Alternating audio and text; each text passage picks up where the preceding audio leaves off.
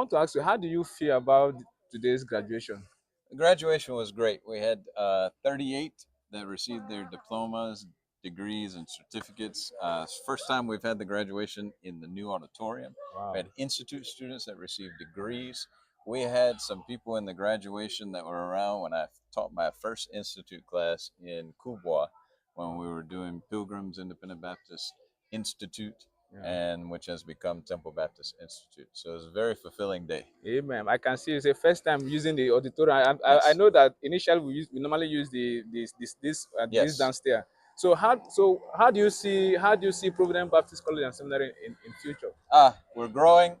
We continue to have steadily between 30 and 40 students. We are always glad to have new students. We just had 5 new students come in 2 weeks ago, and already looking forward. The next graduation will be our 10th commencement, Amen. and Amen. so Amen. started in 2009, continuing to move forward. Amen. Talking about new students, so could you help us? I mean, those who are still confused, how they can know about what I mean when God is calling them to be trained. How can some of them knows Well, about that?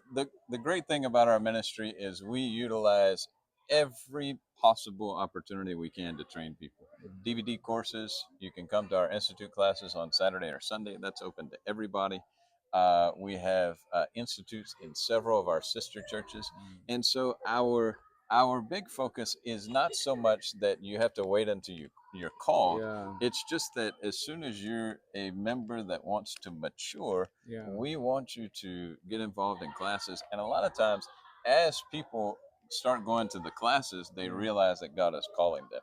We have people that started Institute 20 years ago and kept telling me they're not called to ministry, they're not called to ministry. One of those very people is having their grand opening service tomorrow for the Whoa. church that they're starting. Wow. And Wow. so it's not so much of the calling. And yes, for the seminary, you have to be recommended by a pastor that we know to come to the college.